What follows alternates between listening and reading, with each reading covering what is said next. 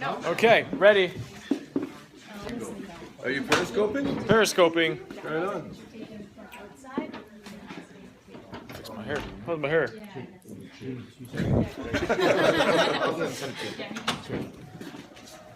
That's a lot of hearts. Do you need a trim? I think I do need a little haircut here. I have my jackknife with me. There's a leash in the back.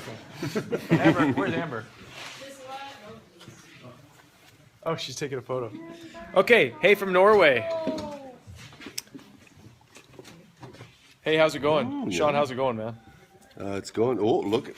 North Carolina. There's North Carolina. Ohio, North Carolina France, made a Texas, comment about my stash. Hi Yeah. from Buffalo. Scotland, Netherlands, Vegas in the house. Nice. From Sweden. Okay, guys. Yeah, let's do it. Amber, you ready? Yep. Okay. Here we go.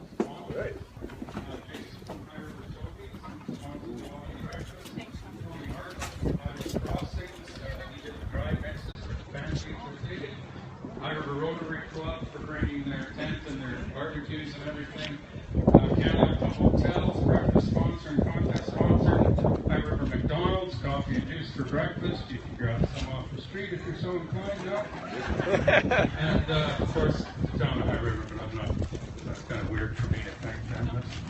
I'm part of it. So I just want to welcome Heartland here for this. Graham, thank you. Excellent job. Alicia, Amber, and Sean, thanks very much for coming today. And awesome, awesome job on this. Thank you. Thank you. Thanks, everybody. All right, so let's bring up our crew. Of course, we've got Graham Wardle, Amber Marshall, Alicia Newton, and Sean Johnson. And then, I don't know why they give me cords, because it's like having that big thing of balloons and then you get all wrapped up. This one's on. Okay. Too, I think. Test, check. Can you guys hear me on this? Yes? More? Do I need to turn you up? Test, check. Usually we want to turn them down. I Okay. can switch you. Okay.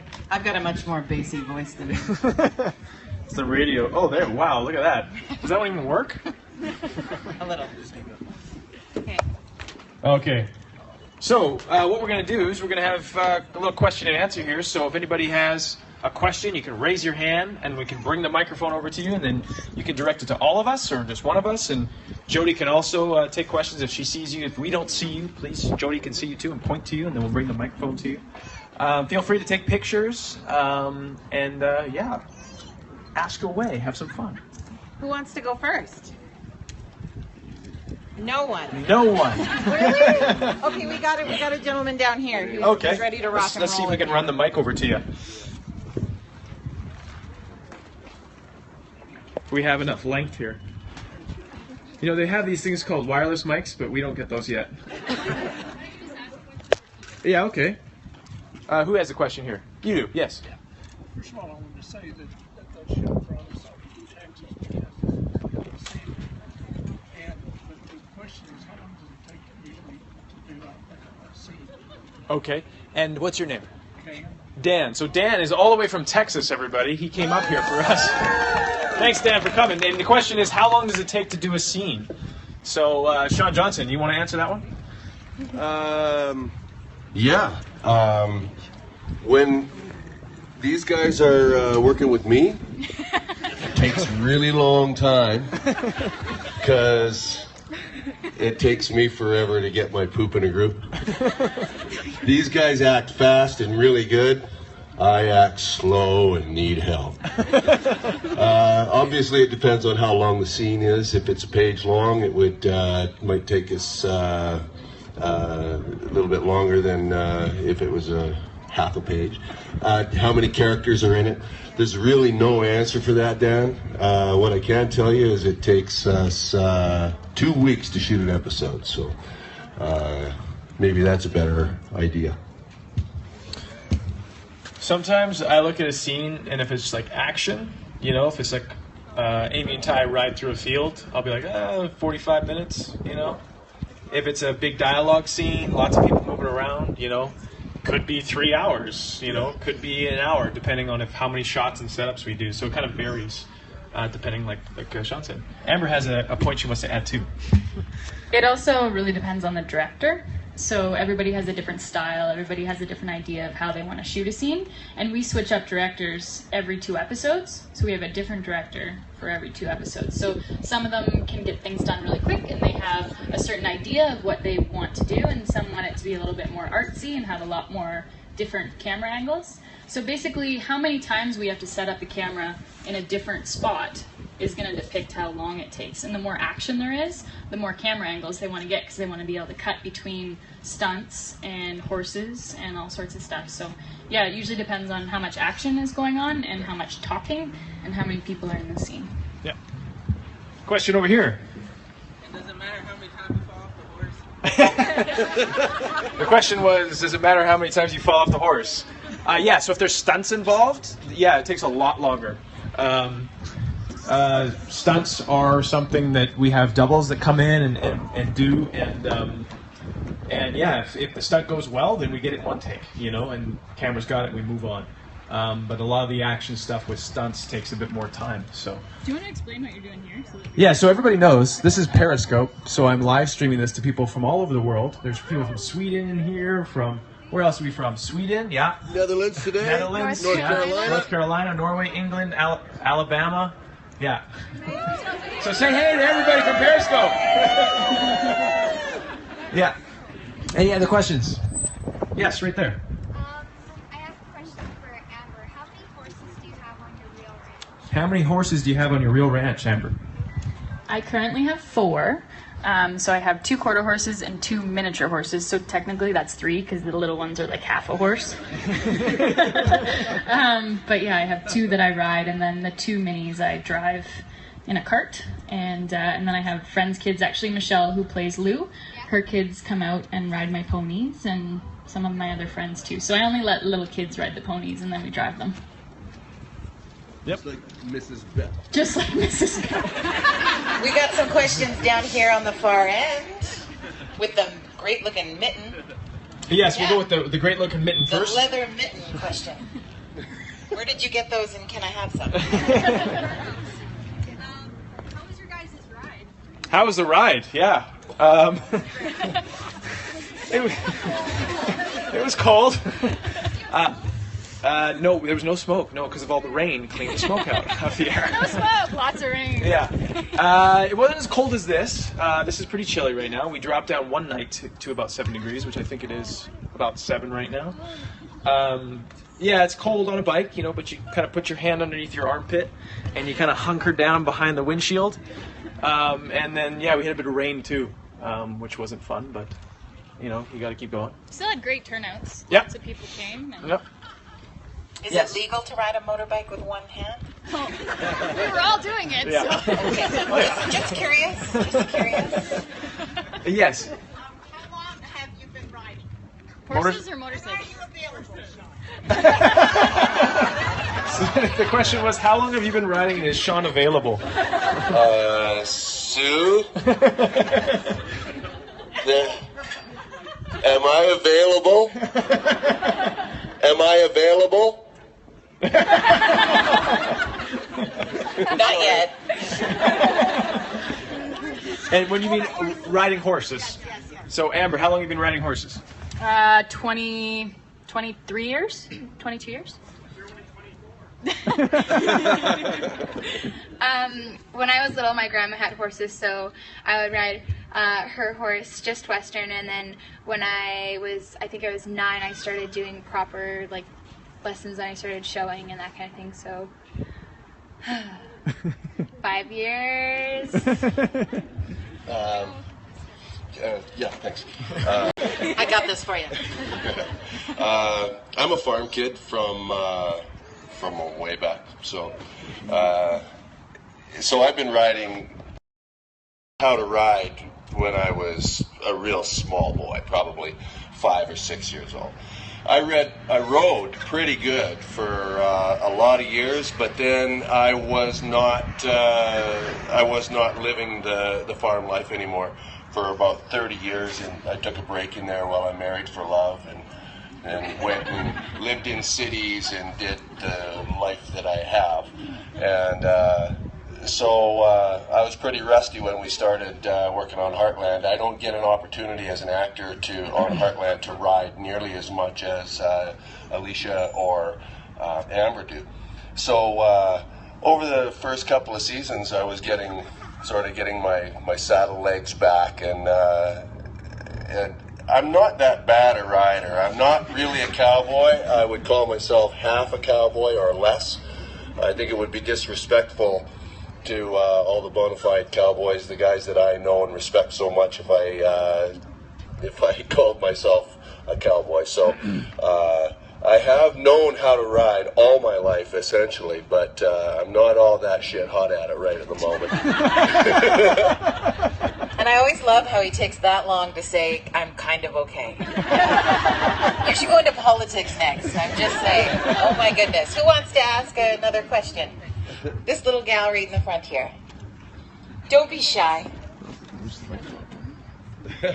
What's your question? What was that? Are you as good as friends as you are in the show? We're actually all acting right now. We're not actually friends at all. You should have saw them fighting earlier. It's weird. Yes, no, of course. Yeah, I don't think anybody, we haven't had any sort of, fist fights or anything on set. So yes, we are friends, and we've been riding together now. We've been together on this journey, and nobody's had any blowouts. Yeah. Yeah. So High River is your last stop. What's special about High River for you? Well, High River is the home of Heartland, and Maggie's Diner is here. High River has been a big part of Heartland for us for a number of years. The show kind of got its feet here. This is a really big part of the show for us. We love coming here and love shooting at Maggie's Diner and all around here. So we thought this is a great place to end our ride. Yeah. Let me just before we jump to a question, I just want to say, are you good? Should I? Okay, you go. No, I'll go. Okay, okay. So so you guys are all here. Thank you for coming. I just want to say that we are here for those of you who just arrived.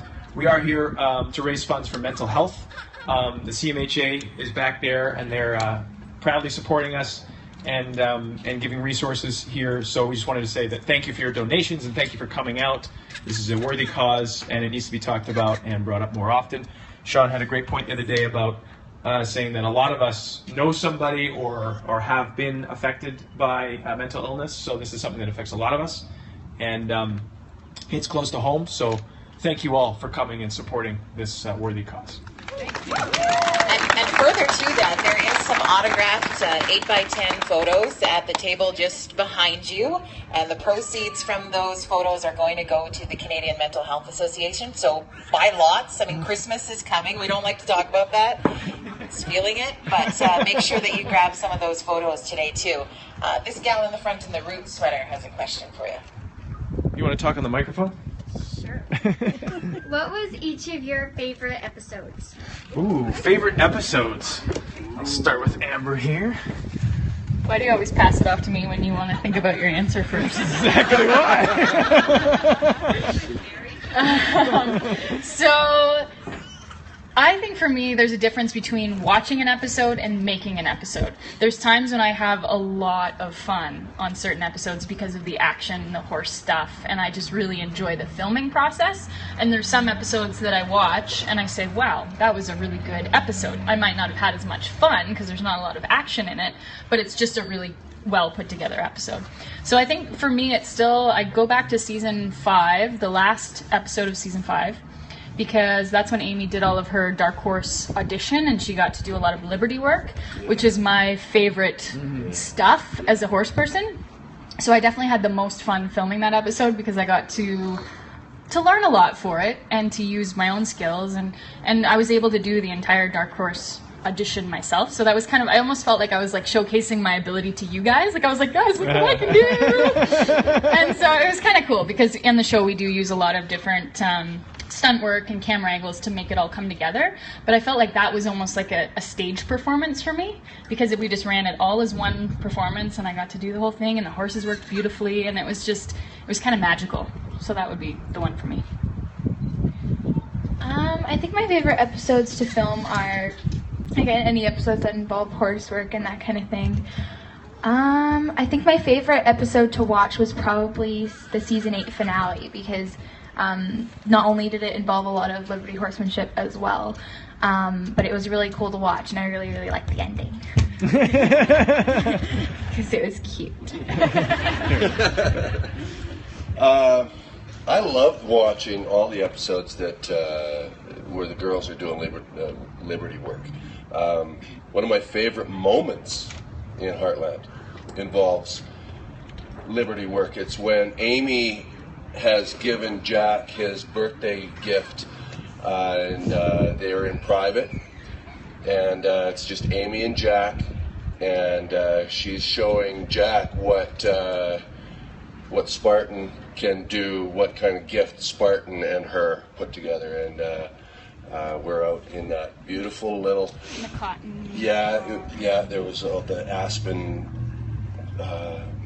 fluffies, you know, flying through the air, and the horses were so beautiful, and the performance of that scene, I thought, was just magical. That's one of my favorite moments in Heartland. I think episode-wise, the Hudson Derby still rocks me, man. That was a fun one.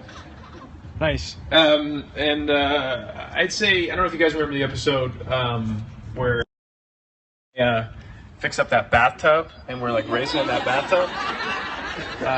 That was super fun because the thing actually worked. Like, we were actually driving that thing. I had a lot of fun doing that. Any sort of stunty stuff like that I get to do, like fight scenes or bar fights. Did you guys remember the episode when Caleb flips the table and we're in that bar? Yes. He broke that table.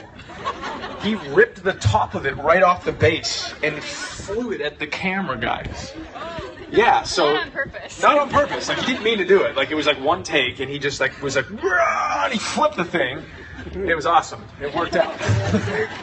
Yeah, nobody got hurt, which was great. So any sort of stuff like that where we do stunts or big fight scenes like that. So those are my two. Is that why he's not on the motorcycle tour? Is he not stable? Or? Kerry James used to ride a motorcycle, and then he said, yeah, not anymore, because, Okay. He decided not to. We got a question in the front here. Yes. Where do I live? Do you want me to give you my address? I have a home base in BC, in Vancouver there, just a little town called Newestminster. Yeah, so. We have a bunch of people pop up at your house. Yeah. Yeah. All right, there's a lady right straight in front of you. Hello, Graham. Hello. How are you? I'm good, how are you? I don't have a question. Oh, you don't? I just want to say once again how honored I was to be a part of Heartland with Sugarfoot. That was our little horse. That's right. And it was so enjoyable, that 5 years, to meet all of you and be acquainted. Wonderful bunch. Thumbs up, carry on. Thank you. Thank you. All right, down here in the blue. Yes. Who's your favorite horse on the show? Sugarfoot, actually, ironically. I've said that. played. Yeah, I said that for many years. I love that little horse, Little Chief. He's awesome. Yeah. It's not really a question, or I'm really proud of what you guys are doing for depression, because I'm a depression champion, and so important that we get the number out there. Mm-hmm. It's hard for me to be able to say it out loud without people understanding and Yeah. have that, living through that all the time. Well, thank you for sharing. What was your name? Monique. Well, thank you, Monique. Thank you. And that's exactly right. But you know what? Maybe not so much anymore. Maybe from today on, it's not so hard to say that you are who you are and how you are. That's part of the mission that Cruise with a Cause is on this year. funds and awareness, both two very, very important aspects of fundraising. Awareness, let's talk. Everybody needs to share their own experiences with their friends, their loved ones, their families. Don't be afraid. Don't be afraid to get help. Don't be afraid to offer help. Yeah, absolutely. And thank you, Monique, for sharing that too, because that empowers a lot of other people too, because that is the first step to speaking out and sharing that. So thank you for sharing that publicly with all these people as well. I just wanted to add one more thing. With the fight with the depression, I also have stage 4 cancer, so I've been dealing with a lot of stuff. A lot of stuff on the plate. It just makes me a lot stronger. Yep. You know, your shows really helped me to live life and to really enjoy that, and especially now we're no offense to the rest of you, but it's just the way You all suck, Amber, you're great. Her hat's gonna pop off. Be careful. It's just the relationship that you have with your, I don't know if you portray yourself in real life like that, but it just brings me hope, feeling that, you know, I can do anything no matter what I'm going through. That's awesome. We have a question in the black over here. How much fun did you have making the wedding? Making the wedding? Well, we had a lot of fun. Dean Bennett was a great director. Is a great director. His name was. He's still alive. He's still a great guy. Dean Bennett was the director of that episode, and lots of preparation went into that, and it was great having everybody there. You know, all the different cast members and all in one room. It was hard to get us to pay attention. Yeah, because we tend to chat a lot, and between takes and stuff, we're having a lot of fun. So, especially all of us in one room. But yeah, I had a great time. I'm gonna let everybody else kind of chime in as well. But yeah, it was a long time coming. I'm sure you all have, you know, you've heard that. Yeah. So it was a long time coming, and it was a lot of fun to kind of, you know, take those characters to that journey. It was a long journey. So. Cool. You got some ideas then. Yeah. What's cool about that, well, I never wanted to put that dress on again after we had to do 7 different days of it. So that wedding didn't take place over an hour. That was many, many days coming. And since it was in different locations, because our Heartland Ranch is an hour away from the inside of the living room. So we didn't just ride into the house and then keep going. We had a full day of preparation doing the outside exterior scene where we just ride up. So that was a whole day on its own. And then we had 2 full days in the studio, which is in Calgary, an hour away from the ranch, doing the interior stuff where everyone, and that's why when you see the exterior, there's only a few people involved, and then you come inside and there's all of the wedding guests. And the reason they did that is because it's in 2 different locations. So they wanted to bring everybody into one spot. So we, as Graham said, we had people that we haven't seen in a long time fly in for that. And it was like a big party because we got in there and we're like, wow, there's a lot of familiar faces and there's a lot of stories to catch up on. So that was really unique. And also the fact that we spent a full day just doing the vows and things like that. So we did our close-up stuff first. So there was no one else in the room. When we did our stuff, it was an empty room. So we just had the cameras here and we had Graham and I and the minister, and we did, what, 2-3 hours of that? Well, do you want to tell them why? Because we couldn't remember our vows. It was really kind of a different experience for me because I had just got married in real life a year and a half before that. And I was like, I'm not supposed to be getting married to someone else this soon, am I? Like, this is kind of weird. And so, I don't know, I think that I had some real nerves as well as Amy's nerves. So I kept, and of course, we didn't write our vows. A writer wrote our vows, speaking for us. So I was like, I can't even, these don't make any sense. And then I'm like okay, whatever, we'll go through them. And then we had to finish each other's sentences and all that kind of stuff. The last part of the vow. Remember when we had to say that at the same time? I carry your heart. I carry it in my heart. And we had to match each other up. And so yeah, it was definitely a big day. But it was really cool how it was done. It was, they just isolated us and then they turned around and we did it for everybody else. Oh, Do you want to? Yeah, Alicia's got a really good story. Oh yeah. Speaking of them not remembering their lines, while they were doing that, I was sitting there, and we had to stand for a long time because it was taking a bit, and I was just standing there, and then everything started getting like dark, and like a rainbow was everywhere. It was really scary, and I was sitting there. I was like, okay, we can just get through this last take, and I'll tell them I need to sit down. No, that took like another 15 minutes, and I was sitting there waiting, and then finally I said, yeah, I think I'm gonna pass out, and then that was all I remember. And I woke up in a chair. Well, you were sick that day. Yeah, I was sick that day too. So she wasn't feeling good to begin with. And then I got peanut butter on my dress, and it was very bad. Sure, I'll add. Yeah, that was a long time coming, that episode. Not only for the viewers, but for us too. We wanted to see it happen too. And for me, I got all googly and when Amber married Sean. And then when Amy married Ty, I got all googly. It was really quite a beautiful, it was beautifully shot. It was beautiful to watch. When the broadcast episode came out, I was like, oh my gosh, that is just, it's all it was supposed to be.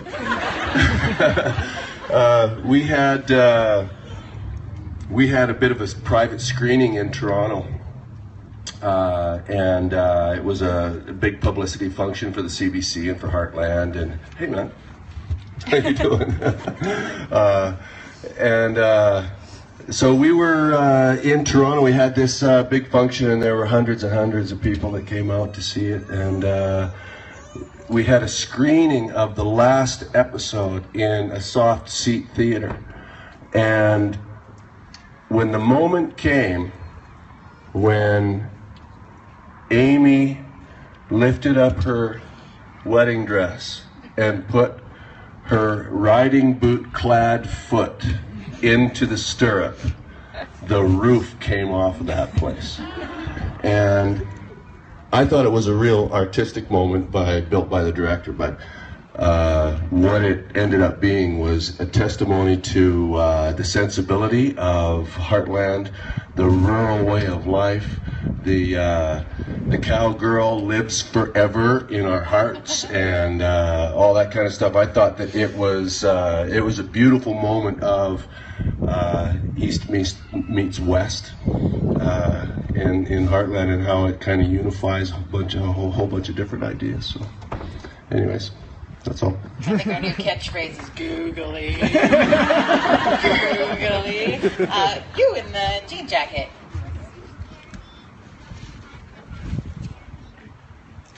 Was it scary filming The Haunting of Handy?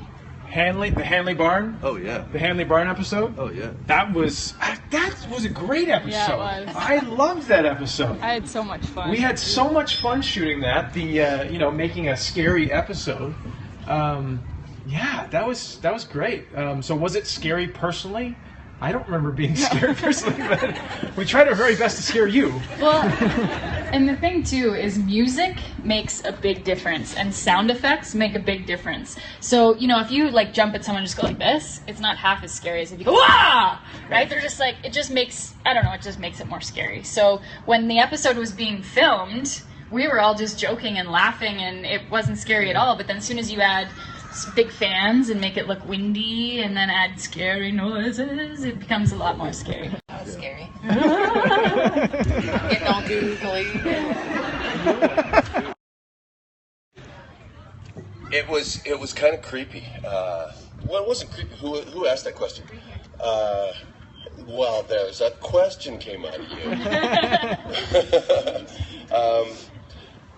What was really interesting, I think, was that not the same episode that we saw the owl? We were shooting the Haunting of Hanley Barn or whatever, and we saw the owl with the mouse and the full moon and everything, and our camera guys are so wicked good that this owl was flying through the yard and it had a mouse in its mouth. Oh, and I do remember. Yeah. And our camera guys got it in slow motion. Yeah. Was that in the episode? It was. That's how it started. That was the first thing you saw in that episode. Huh. And that just happened. That just happened to happen. And our camera guys are so good. They got it. Oh, man, that was awesome. All right, where did you go? Lady in the black. She was just there 2 seconds ago. Oh, you're hiding now. Do you want to ask your question?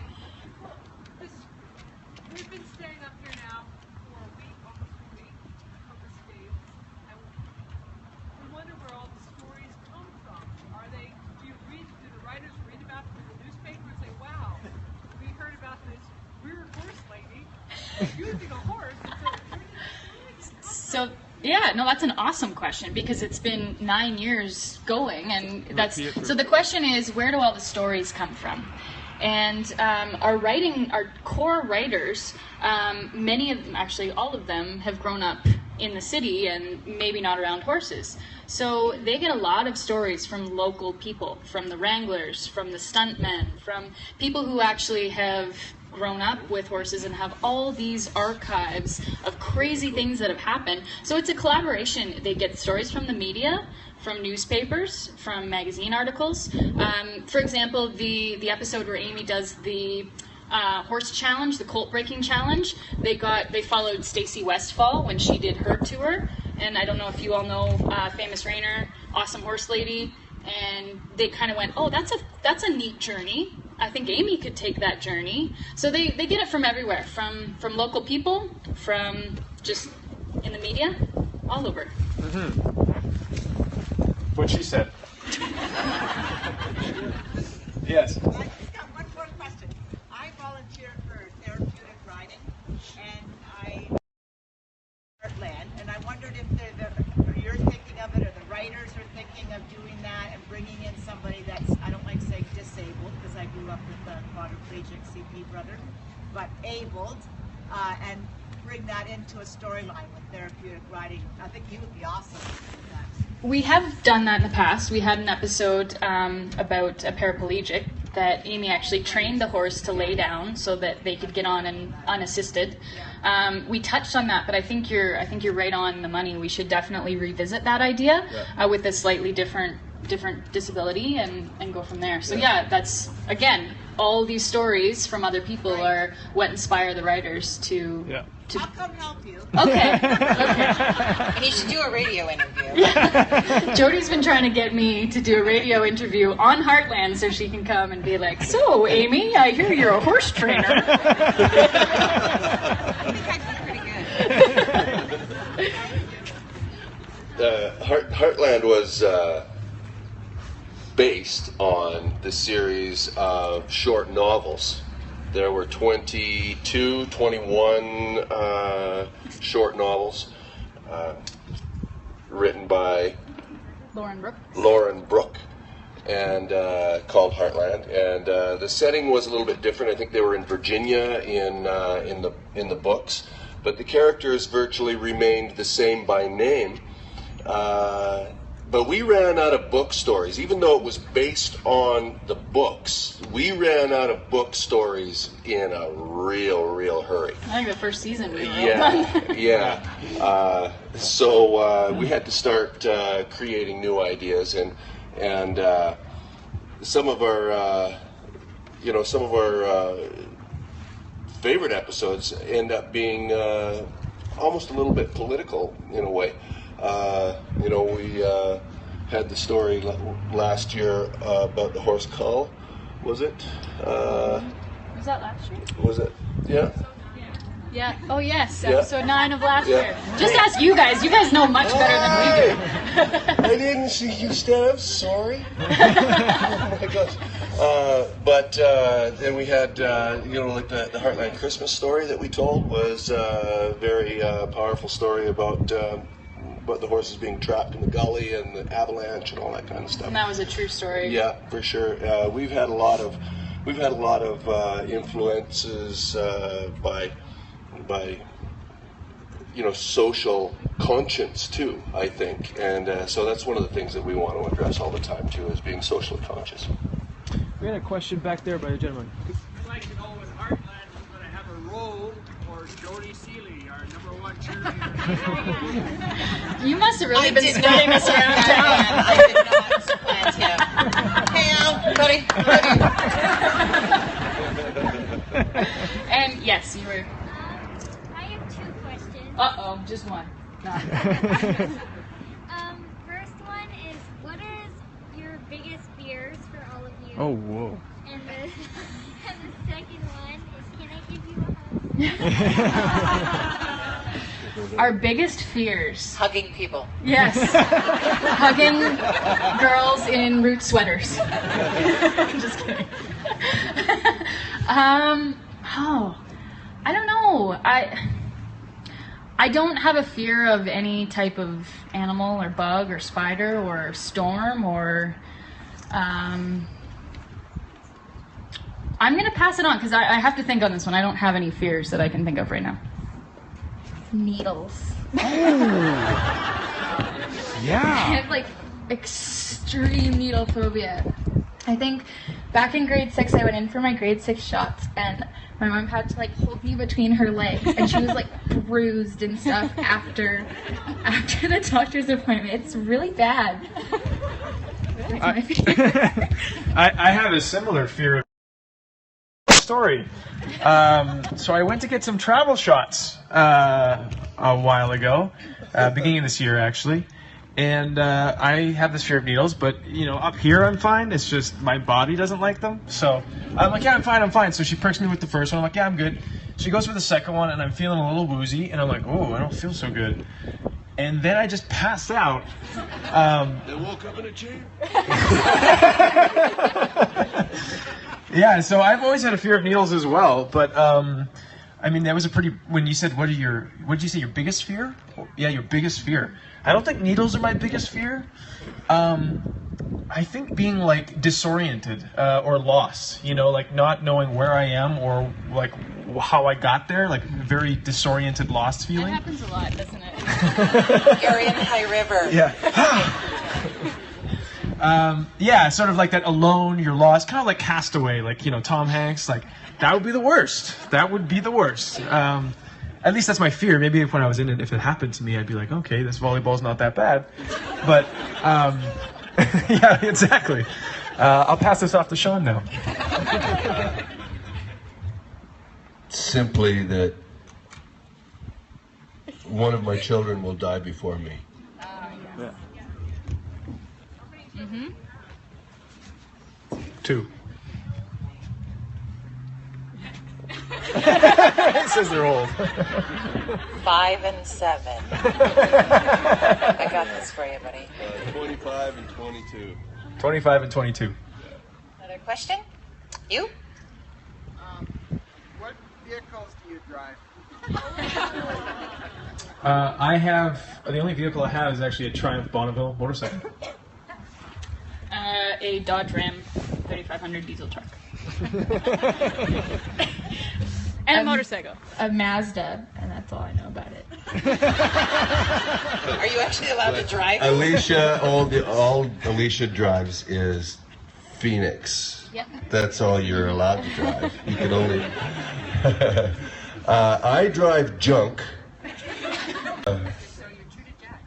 Yeah, my truck is 25 years old. And the reason that I like to drive old vehicles is because I can convert them to propane power without fuel injection. So I like to run propane. I don't like gasoline. Pig manure. Yeah, it's a lot more environmentally conscious. It's clean burning fuel, and it's and you can barbecue. Yeah. So okay, interesting story. My truck, my 25-year-old truck, has seen better days physically. The fenders are rusting a little bit, so I just put fender flares on my wheel wells, so it's going to give me another 3 or 4 years where you can't see the rest. Anyways, I drive junk. That's my answer to that question. Are you looking for a sponsor? It might be time. There was someone here from Chrysler earlier. Another question? Could be an auto Amber, was the cast of Heartland at your real wedding? Was the cast of Heartland at my real wedding? These guys were. Yeah, we basically, I'm not really that formal when it comes to putting out invites a long time in advance. I kind of just went up to people. I was like, hey, you want to show up for like a barbecue? And they're like, yeah, sure. I'm like, I'm getting married, so you can still wear your jeans. That's fine. But so yeah, I kind of went around I said, whoever's going to be here this weekend, come on out. Graham was away that weekend. He was invited. I didn't exclude him. But yeah, it was done in such short notice that I think I just said, whoever's in town, come on out, and if you're not, okay, we'll see you later. Yep. It was fun. You and the Gray? Yeah. Do you guys prefer shooting inside, like with the sets, or do you prefer actually like being outside, like on location? Definitely outside. I would take all of the crazy weather conditions any day and be able to film in the places that we do. We get to see some of the most beautiful areas of remote Alberta, and it still makes me breathless when we show up at a new spot. Even at Heartland, when we pull into Heartland, I go, this place still takes my breath away after 9 years of being here. I absolutely love it. It's the best office anyone could ever have. But I also have to say, when it's minus 30, I'm not opposed to going into the studio. That always comes as a welcome relief in December. Tell them the story about the truck. It was like minus 40 out. We had to like fix that truck. Remember that scene? Oh, in here. Just was over it here? It was right by the post office. We were parked in that alley behind there, and we were fixing someone's truck. It was your blue truck. Maybe my truck. Yeah. And I don't even know what season it was. That's how bad this is. But we were trying to fix it, and it was minus 45, and we couldn't get the truck to run to begin with, but in the scene we were supposed to be fixing it, but it wouldn't run anyway because it was so cold, and we were standing there, and yeah, I couldn't feel my face, I couldn't feel my toes, I couldn't even talk. And we also had another scene where we were up on this mountain cliff. It was the first time that Amy and Ty professed their love, and we were supposed to say, I love you, I love you. And our faces were so frozen, and both of our noses were running, and it was the most unromantic thing in the entire world. And I was standing there like, oh, I love you. And it was just not pretty, but you know what? Through the beauty of television, it probably looked a lot prettier than it felt. Yeah, I remember thinking, why don't we just go inside and say this? Like, our characters were so cold, but yet we wanted to stay outside and say I love you, like freezing. Yeah. Any other questions? Yes.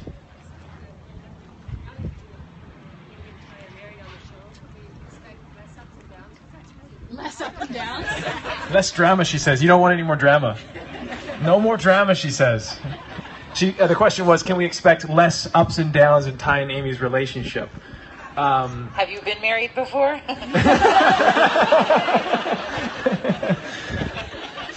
We actually, we had a scene the other day. You remember that scene where we were getting the horse? I don't want to give away story points. Anyways, a horse comes to Heartland. Scenes with horses and Amy and Ty work with. Anyways, but we've been kind of working into this season more of Ty and Amy's partnership of working together with horses. Ty being a vet, Amy being, her sort of intuitive self with horses and knowing a lot about their personalities and working with each other. So, yeah, so that's kind of what we've been working on to try and build more of into this season. And Amber wants to say something as well. And I think the writers have been really creative this year with creating drama around Amy and Ty's lives, where it brings them closer. So it's a different experience. It's now them tackling the world together, and because you can still go through ups and downs, but now they're going through them together. And there's also, I think we can mention, there's some really fun drama between Caleb and Cassandra. So, so Caleb and Cassandra kind of become an item, and Amy and Ty look at them like, what? And it brings some really comedic moments. We filmed in High River couple weeks ago. We created our own little yay High River. We created a movie theater over at Mel's old music shop. And is it still up there right now, or did we? Oh, okay, sorry. And it was a really neat little moment where we ended up going on a double date. So that kind of stuff is cool too, and you can kind of there's some fun stuff. All right, question here. Do any of your personal pets show up on the show? I was so excited when we opened up the vet clinic at Heartland because then now I could fill all the cages with all my animals.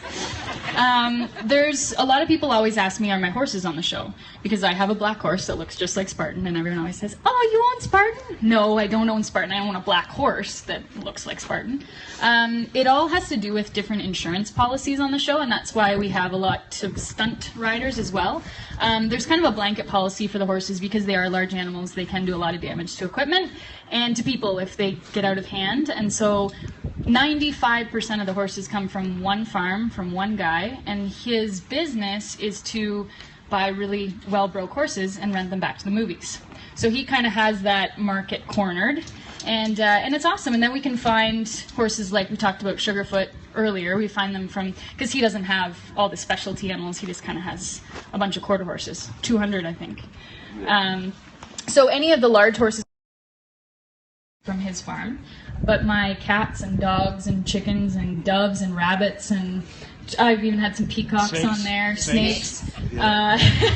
Pretty much most of the animals in the background at the vet clinic are mine because they just call me up and they say, hey, we're going to be in the vet clinic tomorrow. Can you bring in a load of animals?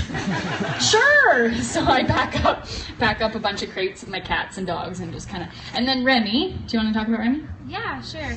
Remy is Amber's dog.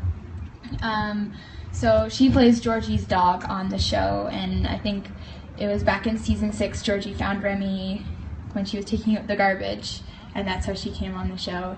And then we have our dog wrangler on set, Lori. She does a lot of the dog wrangling on set, and then when Amber's on set, she does that too. Dr. Doolittle. Yeah. And your dog was... Oh, yeah! And then my dog, Zoe, she's a little miniature Australian Shepherd. When she was, I think she was 8 or 9 weeks old, we had her on the show. Graham was working with her in the vet clinic. She played the role of cute puppy. Graham doesn't remember that, though. Oh, yeah, I remember that. Yeah. Any other questions? You. The role of cute puppy. The question is, when did you know when you wanted to be an actor? Sean has a great answer for this.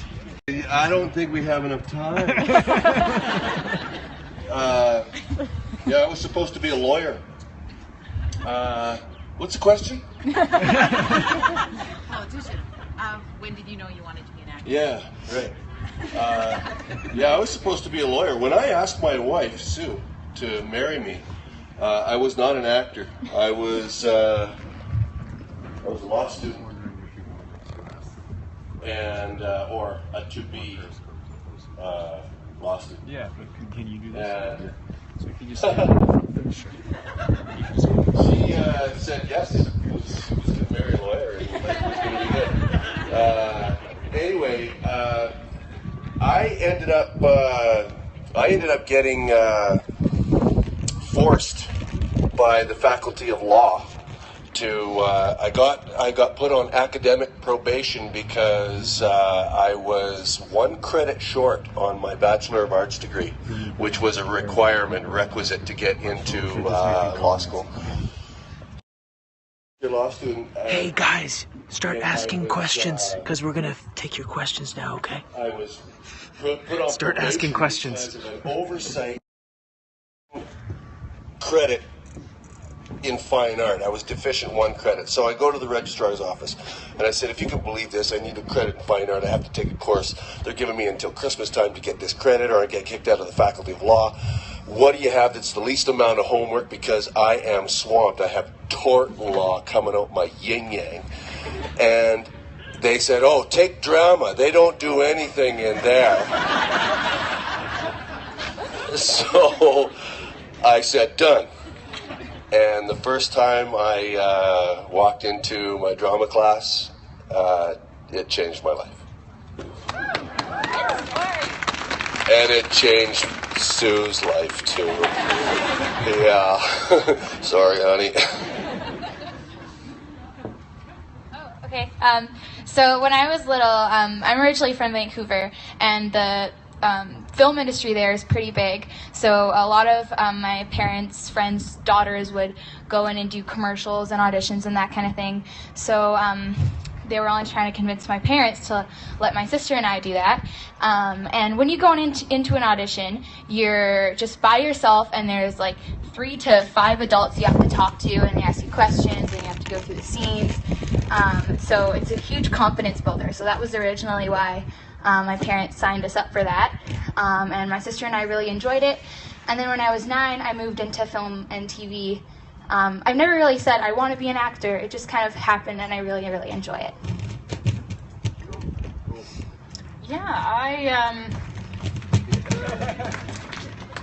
I used to put on plays for my parents all the time, and they were single plays of me standing up there, and I'd make them up as I went along, and they would go on for a long, long time. My parents said, we need to do something about this. This girl needs an audience. They put me into a theatre company in London, Ontario, where I grew up, and I loved it. I was 8 years old when I started doing plays for theatre, and I just absolutely loved it. And then when I was 12, I got an agent out of Toronto, and my mom would drive me down to auditions all the time, and I still loved it. And I stepped back a little bit when I was in high school, just because I wanted to focus on my school, and since I was 2.5 hours away from Toronto where I had to audition, that was a full day basically to go down, audition, and come back. And if you're doing that 2-3 days a week, well, your schooling's gonna suffer. So I kind of backpedaled a little bit, and then as soon as I was out of high school and I could drive myself, I started going down a little bit more. And then Heartland came up, and I've been doing this for 9 years, so there you go. So my story is kind of twofold, and right after we're going to get some questions from Periscope here, from people all over the world that are live streaming on this phone right here. So I started as a kid, just kind of similar to Amber here at a young age. I was 6 years old when I did my first commercial. It was for a toy. I didn't know what was going on. I randomly booked the thing. It was in the right place at the right time. They set up the toy in front of me. Your cameras are rolling. I didn't know the toy actually, it was a dinosaur. It was a skeleton, and I had to put the bones on the back. And if I put the bone on the wrong spot, the dinosaur would shake, and it would shake all the bones off. And I didn't believe that would happen. I just didn't think that a toy could know that. So I was like, oh, right, this is acting. I'm supposed to pretend. Okay, ooh, I'm nervous. And then it shook. They turned the toy on, and it freaked out. So I freaked out, and they loved it. So that's how I started. And then when did I really, know that I wanted to be an actor? I think it was when I was like, I got to do a Nerf commercial. If you guys know, like those Nerf guns. So it was a knockoff Nerf gun commercial. It wasn't even Nerf. It was something else. There's like these foam balls. But we got to be in this house, and the storyline was that me and my friends ordered pizza. And then what we did was we camouflaged ourselves. Like I was a tree, and I had leaves painted on my face and all this stuff, and I had this Nerf gun, and I would hide in the plant. And this giant Nerf guy, big muscular, Arnold Schwarzenegger type guy, comes in the door, and he has this pizza box, and he has this tiny little Nerf gun, and he says, "Pizza guy," and he comes in, and we jump out. I jump out from the tree. My other friend jumps from the couch. He was painted like the couch. He had these lines all over him, and another guy like the wallpaper, and we just shot all these Nerf balls at him, and he's just like, "Ah!" And that was the commercial, but. And I loved it, and I was like, this is so much fun. You get to play, and that's what I really enjoy about acting is you're playing. Do you still feel like you're playing? Yeah, I think we are still playing. You're playing within the confines of the reality of Heartland. How do you play to make, and that's really what makes a scene great. Playing doesn't always have to be happy and laughing. You're playing when you're doing a scene where, it can be a dramatic scene. Sean and I had a scene last year at the end of season 8 there. We're up in the bar, and it was a very serious scene. but it was still play because we were still trying to find the flow of the scene and really just kind of feel into it and get it authentic. So it is play. And that's what I really enjoy about acting, and that's why I've stuck with it. So thank you for that question. That's a great one. Sean, you want to say something? Well, I just wanted to say that the dinosaur that shakes the bones off the back, I've heard that story before. I've heard that story years ago. And he tells the story exactly the same as he did the first time, and I still pee my pants when he tells it. So I love that you remembered every detail of the Nerf gun ad, but not what the name of the product was. It was a knockoff, like it wasn't Nerf. Nerf's done way better marketing by the sound, but it's just like we have worn this, we did this, and it was for something. Well, yeah, there was like, you know, a knockoff Nerf thing. I honestly can't remember the name of it. It's just really funny. Just saying. Stu here has been holding my phone with Periscope. What did they say in Stu from? Two questions. One from Periscope. One would be if you just using one word describe your character, and the other is after the director says cut, have you ever forgotten that you're playing a character and continued on as Jack, Georgie, Amy? Probably just Graham has. Yeah. I have a lot of problems. So the first one was one word to describe your own character. Oh, my own character? Yeah. Because it's always referred to like in media as like I play the bad boy, but I've never really. No, I know that's true. One word to explain my character. It would be more of like an expression because Ty's always going, oh! So it's like, my truck broke! Or like, the animal got out of the cage! So that's like the word. Oh! Stress and, it's like a stressful, like, no! Yeah, so maybe that. And then have I ever been in character and the director still says cut? Or beyond cut? Yeah, I guess sometimes, like when the scene's really, intense and they say cut, it takes you a few seconds to kind of then come back to reality. Or before. Oh, yeah. Oh, yeah, so that's a good story. I was trying to get into a scene once, and I was having trouble getting into the scene. We were in the truck. And everybody's, happy, everyone's setting up the scene, and everyone's happy, but I'm supposed to be really upset in the scene. So I couldn't get into the right state of mind, so I left the truck. And I went out and I started just pacing around in a circle, getting myself worked up. They said, roll camera, okay, ready, slate it, sound speed, good, okay. And then Pierre, the first AD, looks at me, he's like, we're ready. So I run into the truck and I scream. I go, ah! I'm sitting in the passenger side with no idea this is happening. So now she's like, oh, right? He's like, what is going on? And then we started the scene, right? But that creates an atmosphere in the truck because now she's like, I don't know what's going on.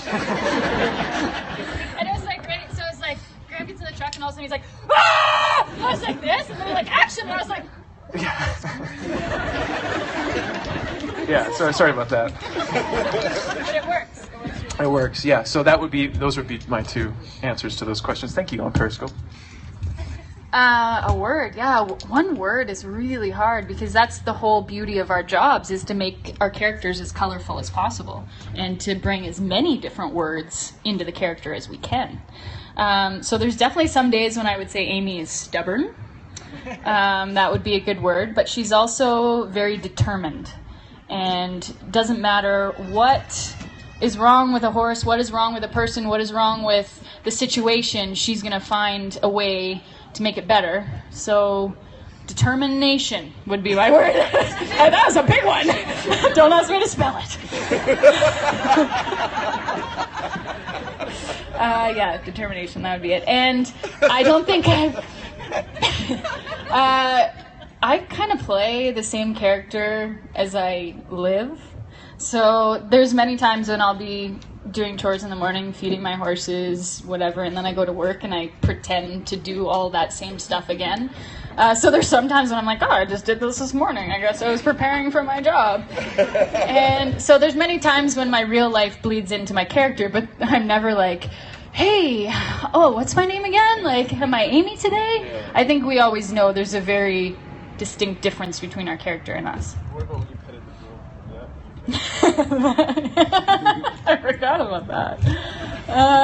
So to record sound, we have a big long pole with a big fuzzy microphone on it. So there's like you've probably all seen it in pictures of film, right? It's like this big fuzzy thing.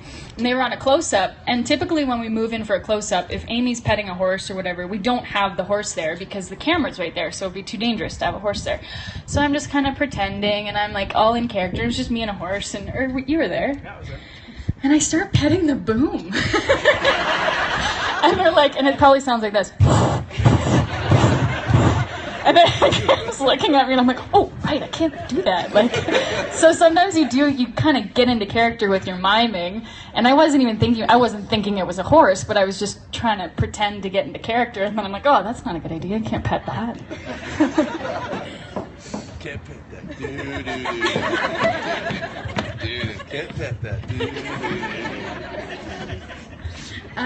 I feel like a good word to describe my character would be curious, because Georgie gets into a lot of mischief on Heartland, and she stirs up a lot of stuff, and she's curious, and like she wants to go ride different horses, and yeah. Yeah, that's a good one. Yeah, that's good. So what about... Do you ever stay in character after pet? I don't think so. No, I don't think so. No. Actually, just to add to that, to commend Alicia, she is one of the best people I've ever seen to be able to snap into character and snap out of character with crying scenes. This girl turns on the waterworks like nothing. Like and Georgie cries a lot. And Alicia will be like, yeah, totally, action. I'm like just streaming tears, and I'm always like, that was incredible. And then cut. Yeah, totally, guys. So she's probably the best at snapping in and out of character of any of us, for sure.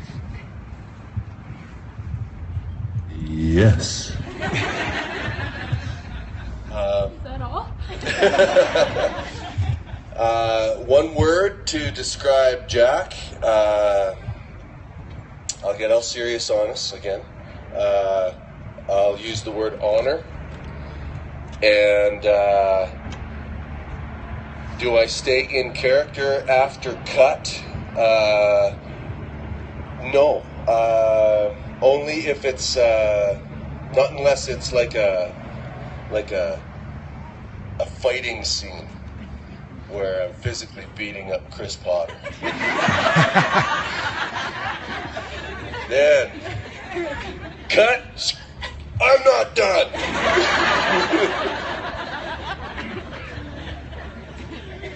Another question from the crowd. This lady in red. Do you think the writers will ever let Tim grow up? Will the writers ever let Tim grow up? That's the whole fun of it. I don't need a microphone to answer this. Another question? Did you have one? This is just going back to your passion for motorcycling. For those that ride, what destination would be on your bucket list for riding your motorcycle? I'd love to go down the West Coast, down to California there. That was actually what this ride originally started as, was a ride down to California. And it was just going to be a bunch of guys for fun. And Grant Harvey, actually, who directed a number of episodes on Heartland, said, let's go on a ride. I was like, sweet, and let's do it. And then we started like talking to other people, and then it was like, well, if we're going to go on this ride and have all this fun, let's do it for charity. But as soon as we decided that, then it wasn't about us anymore, it was about for charity. So that's when we stayed in BC. So yeah, I've always wanted to go down to California on my bike, and that was where I would want to go. I had the opportunity this winter to haul my horses and my bike down to Arizona, and I toured all around Arizona. So that was nice because it was a lot warm. Actually, no, I can't even say that. It wasn't that much warmer there than here, because when we went down, it was in a cold spell and it was like 10 degrees every day, and it was 6 degrees in High River. So I can't even say it was much warmer, but it was totally different way of riding, right? Like it's totally different highways, different scenery. I went down to Sedona and different areas where it was just absolutely beautiful.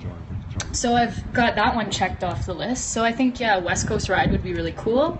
And we've seen some of the most beautiful places in Alberta and BC already on these rides. So those are usually on everybody's bucket list. As a motorcycle rider, you want to tour through areas in BC and Alberta, and we've checked that off. So yeah, probably West Coast ride. Do you want to talk about your motorcycle riding, Alicia?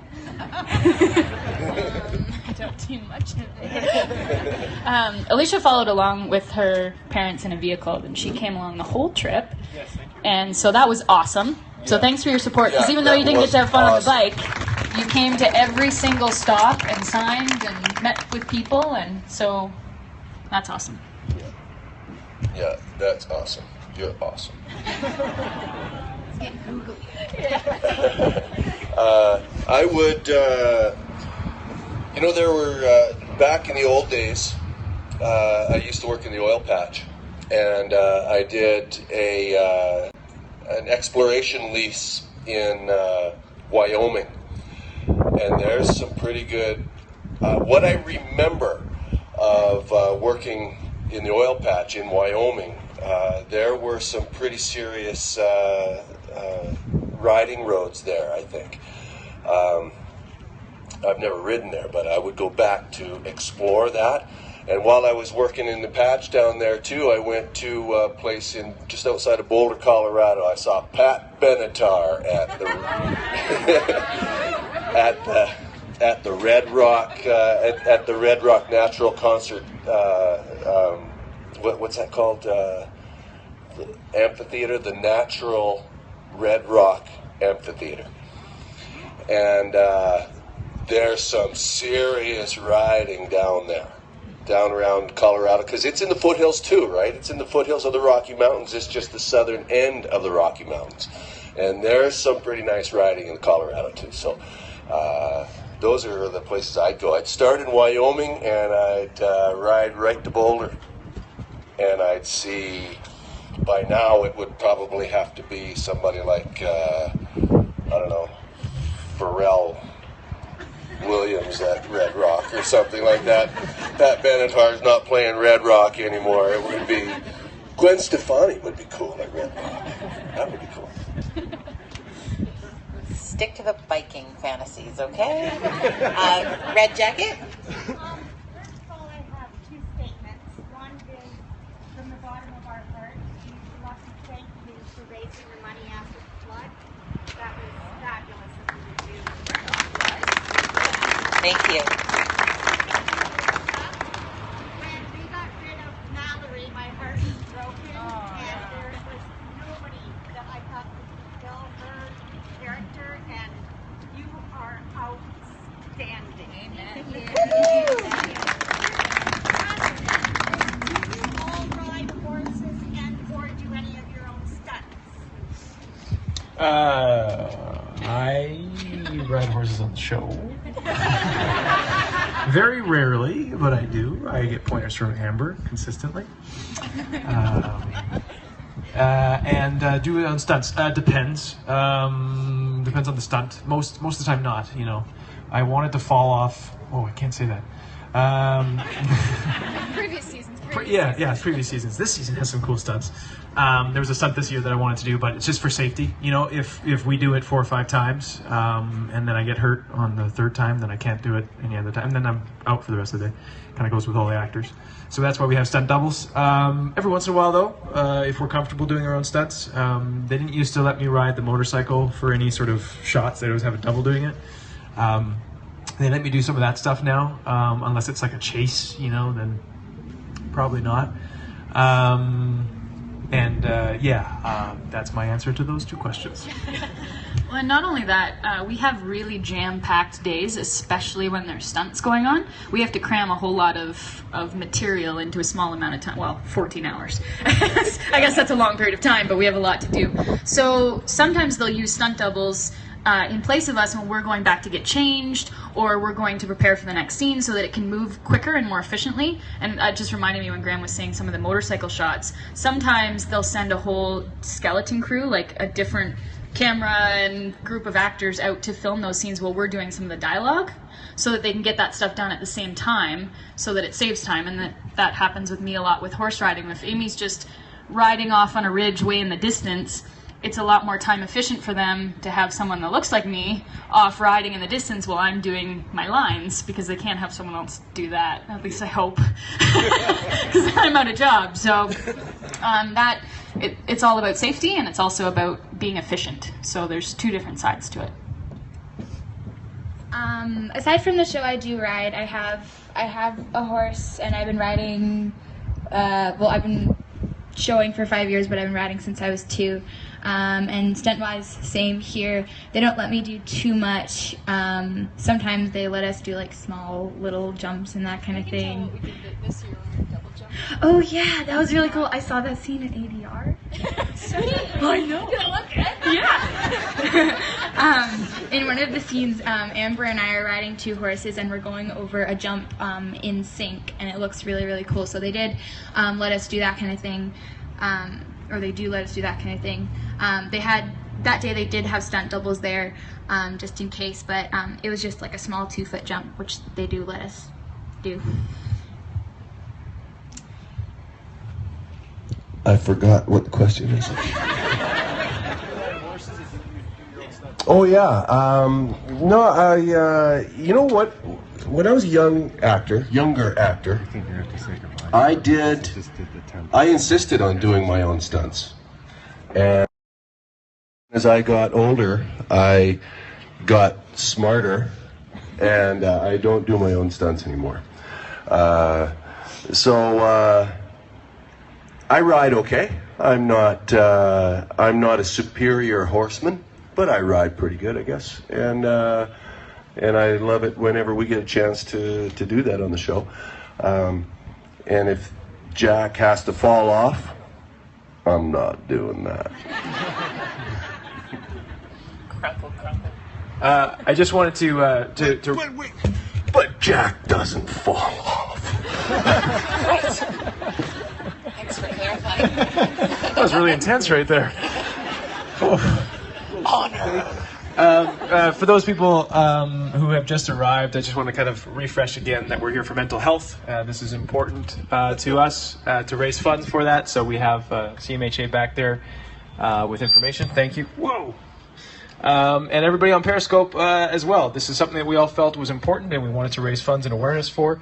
So my battery's dying on my phone, so everybody in the rest of the world that's been watching us, we're going to have to end this now. But everyone else here gets to keep going. So I'm going to say goodbye to everyone. Periscope. Bye, Periscope. And we're going to get everybody a wave. Bye from all over the world.